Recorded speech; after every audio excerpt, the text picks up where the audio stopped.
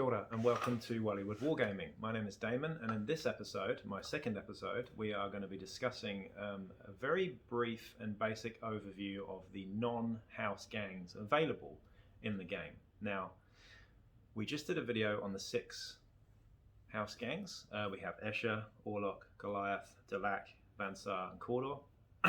The non-house gangs are the slightly more esoteric and interesting ones and options that you have here. So we're going to get straight into it. I kind of prefer playing a lot of these gangs, if I'm honest, because I've played Necromunda for quite a while now, and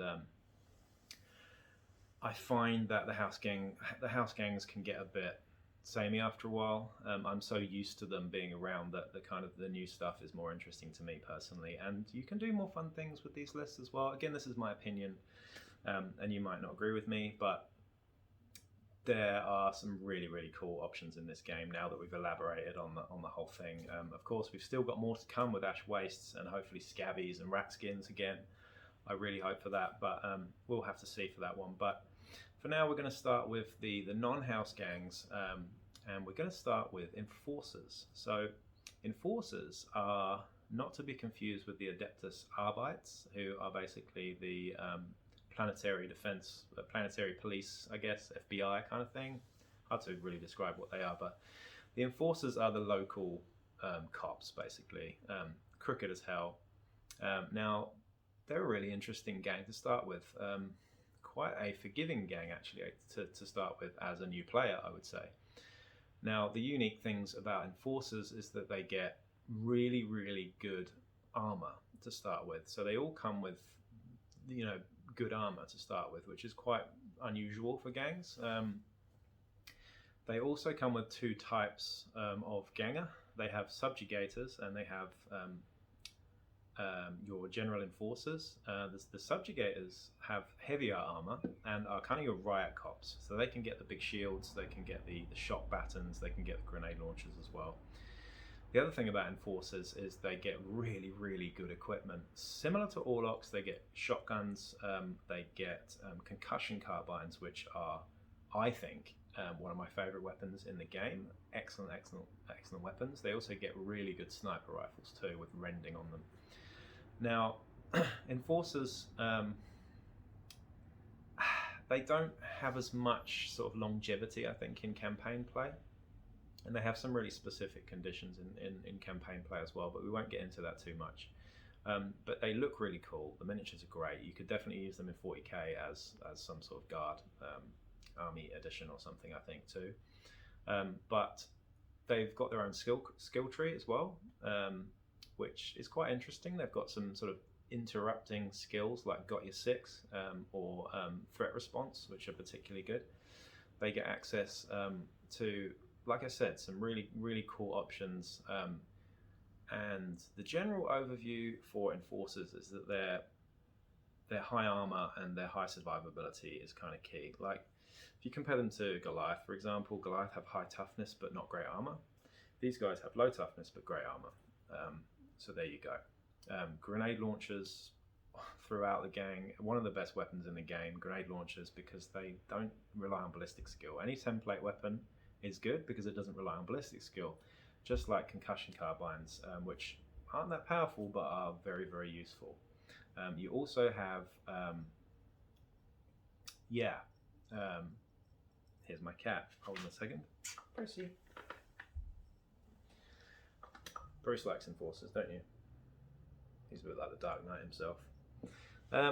Anyway, so that's Enforcers. I would say they're quite beginner friendly actually, so definitely a good gang to start with.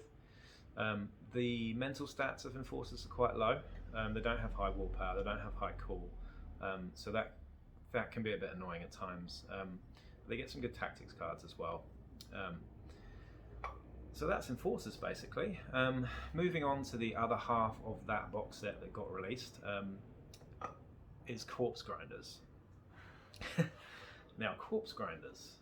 Where to begin with Corpse Grinders? I don't really know what Games Workshop was thinking about when they drafted up the rules for Corpse Grinders, but someone just went a bit crazy and maybe took too many mushrooms or something. But Corpse Grinders are incredibly strong.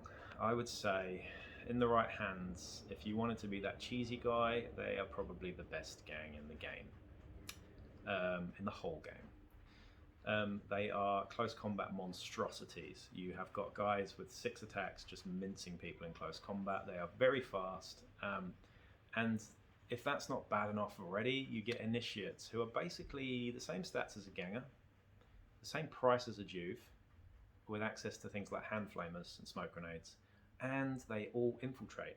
So if you really think about it, it's kind of disgusting. They also have these special masks, cutters masks and stuff, which means that you have to take a willpower check just to shoot them or charge them, which can be an absolute pain in the ass as well. So while you've got this horrible screen of infiltrating hand flamer wielding nutcases who, you can put them down pretty easily, you've also got a bunch of close combat maniacs chasing you, and they're terrifying to play against as well. Paired heavy chain cleavers, just disgusting. I love the miniatures, and my corpse grinder gang that I've painted up is probably my favourite looking gang that I've ever painted. And yeah, I really enjoy them, but they are not going to make you any friends generally if you're going to play them in a campaign. I think they're really good for a new player, because if you're playing against people that are very experienced, then they'll know what to do against corpse grinders. But they're good for a new player because you're going to win. You're going to win even if you're new, which is quite unusual. So they're a really good hard counter for a gang like Goliath, who've actually got really low willpower. So and Ogrins too. Anything with low willpower is going to struggle, and anything that doesn't get access to lots of template weapons is going to struggle against corpse grinders as well, because that is the only way you can really beat them effectively. It's with grenade launchers and combat shotguns. Moving on, we have then got Venators. We're going to start with Venators here because Venators are just awesome. So this is the bounty hunter gang. These are the lawful bounty hunter gang. So we've got these are a really interesting gang. I love Venators. Very Inquisimunda. You can customize things like crazy, but they are the elite end of things. You've got Venators and you've got Outcasts. We'll do Venators first because they're both quite similar, but also very different at the same time. V for Venators. So Venators, you basically have a gang of very elite bounty hunters. You pick from 4 different profiles for each of your gangers, champions and leaders. One of the profiles is like a squat profile, so it's movement 3, quite high toughness. One of the profiles is similar to an Escher in stats. One of the profiles is similar to a Goliath, and one of the profiles is similar to a Banter with slightly higher ballistic skill. You can also equip each of these fighters with a house background as well, so they can be from House Banter or from House Goliath, and they get access to their equipment and stuff as well. So that's another thing too.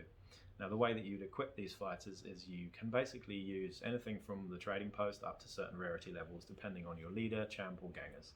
So I think your leader gets rarity 11 and under, champ gets 10 and under, gangers get 8 and under, something like that. So you can have a really elite force. They are quite expensive, and generally the way that you would want to play them is elite as hell, so you'd have 5 or 6 guys with the best equipment. And Rory in our campaign at the moment has a leader with a las cannon who's 560 points, 560 credits. So it's hilarious, but it's really cool. And again, if you're into modeling, if you're into kit bashing and stuff like that, then Venators are definitely one of the gangs for you. I've done several Venator gangs. I've done a squat gang, an entire gang of movement 3.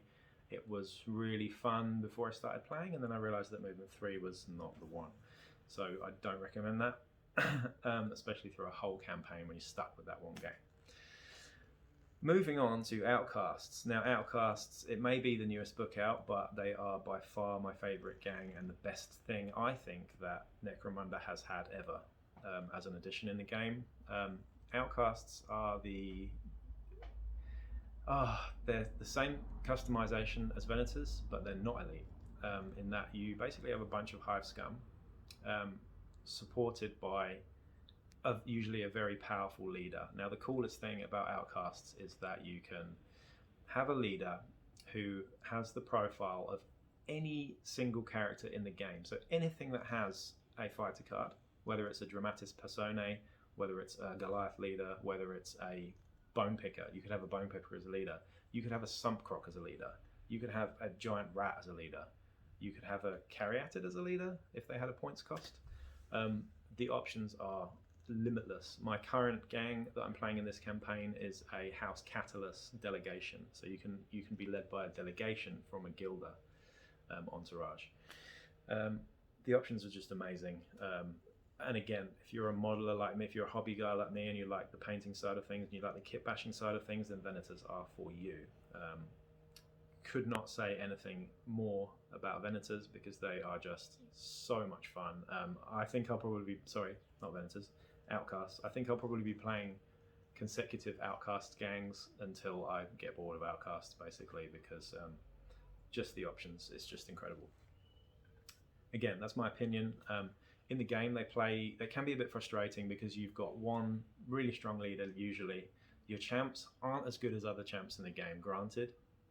They're decent. They're better than Genestealer Cult champs, but everything is pretty much.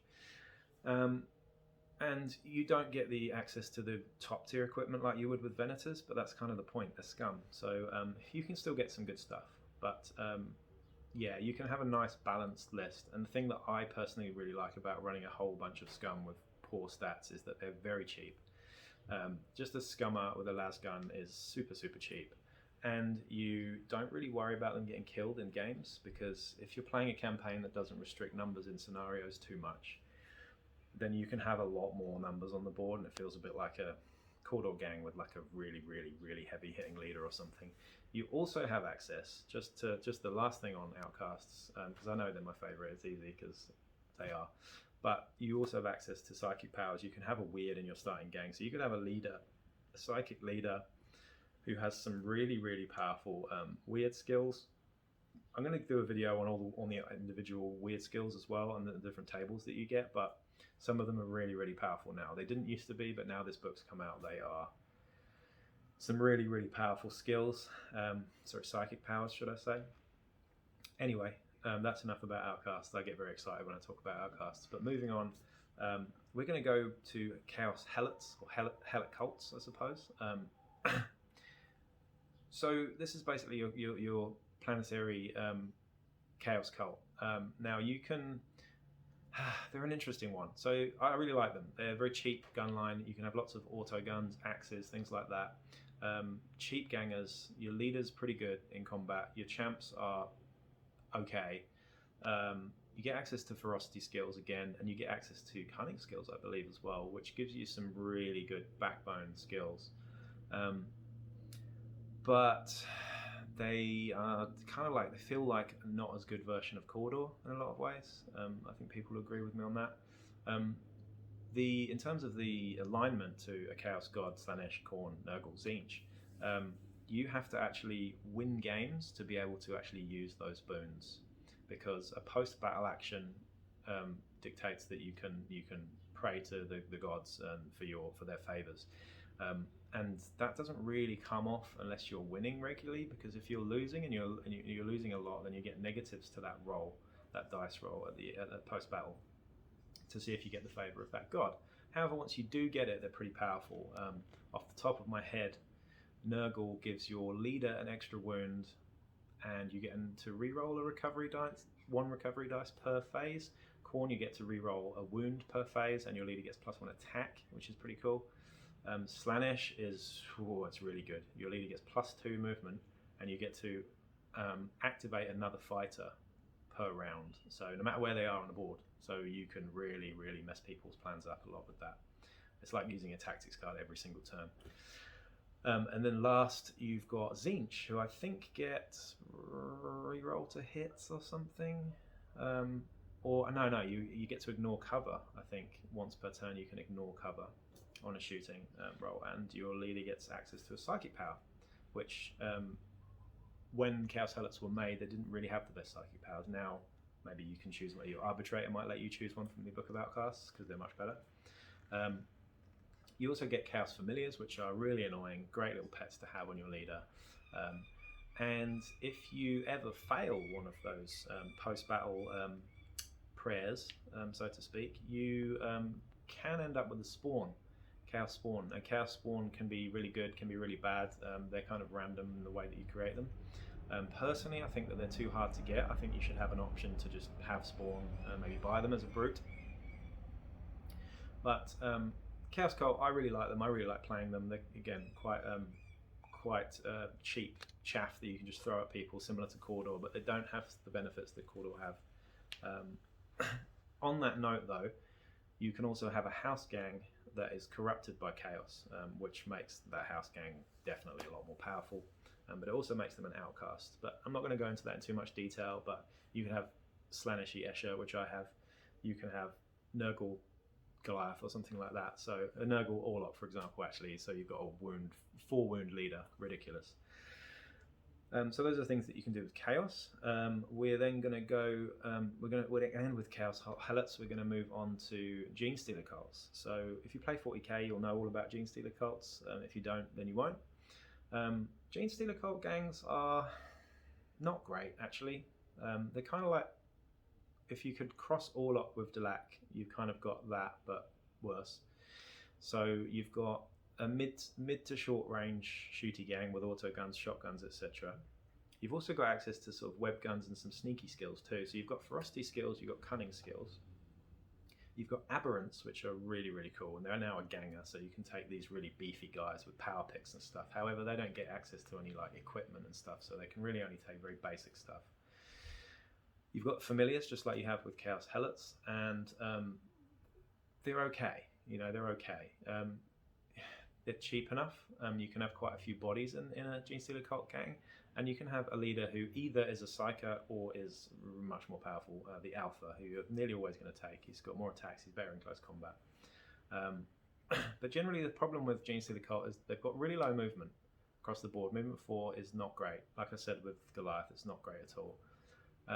And the worst thing about them, and I hope this gets fixed at some point or errated, but your champions in a Gene Stealer cult gang only get 1 wound, which is just dreadful. Like every other champion in the game gets 2 wounds. These get 1 wound, and I think most arbitrators should look at that and just go, hey, you know what, we should house rule that and make it 2 wounds and change the cost slightly, maybe. I don't know, but it seems like a really odd thing. I'm not sure what the rationale behind having 1 wound champs is, but it really just makes you not want to take them, and it's hard to want to play a gang when you've got champions that just go off so easily to a lasgun shot, for example. So that's Gene Stealer cult. Not much more to say about them. The next one I'd like to discuss, and another really fun one, is Ogrins. So you can have an entire gang of ogres, basically, space ogres, Ogrins. Now Ogrins are quite a strange gang because you have a bunch of incredibly high toughness, high wound, slow moving, heavy hitting gangers. Basically a whole gang of brutes.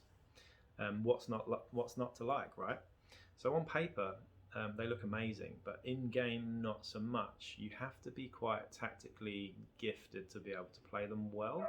They can be quite forgiving for a beginner, but you'll get frustrated with the lack of movement and the fact that people can just pin you all the time. Now you've got 2 types of gangers here. You've got Lobo slaves, which don't get pinned, but are very slow and just plod forwards and hopefully hit people with hammers and stuff.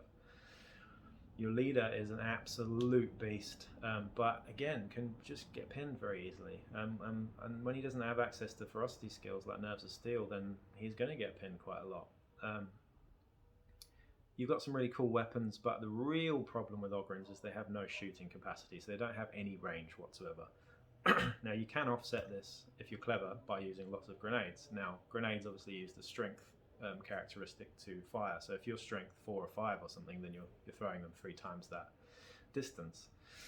So they're much more effective on Ogrins than they would be on anyone else. However, you've got low ballistic skills, so you're less likely to hit with those grenades. That said, if you've got demo charges, blasting charges, and Molotovs, can't remember what they're called, incendiary grenades, then yeah, you're going to do some work on the opposing gang. Really fun to play though, but can be a little bit frustrating, a bit like Goliath, but with no shooting capacity. However, if you're really, really a big fan of having like 3 wound guys walking around with toughness 5 or something, not getting hurt at all, and then just smushing people, bashing them in close combat, then great. They're the gang for you. And I think that is all of the non-house gangs discussed. If there are any more, I will add a quick edit to the end of this video. But please like, share, subscribe. Your continued support is really going to help me continue doing these videos. Again, I do it out of my own time. Obviously, I have very low budget, so things are only going to get better as we keep on making more videos. I hope you enjoyed this one anyway. That was just a brief rundown of the non-house gangs in Necromunda, the current edition. Hopefully we get to add Ash Wasters soon, because that's been hinted at, that we're going to get an Ash Wastes supplement, and I would imagine there is an Ash Wastes gang in there, which would be another non-house gang to discuss, but maybe I'll do a whole video on those when they come out. If there's anything that you'd like me to discuss, or if there's anything that you'd like to see a video of, please let me know in the comments as well. And yeah, peace out.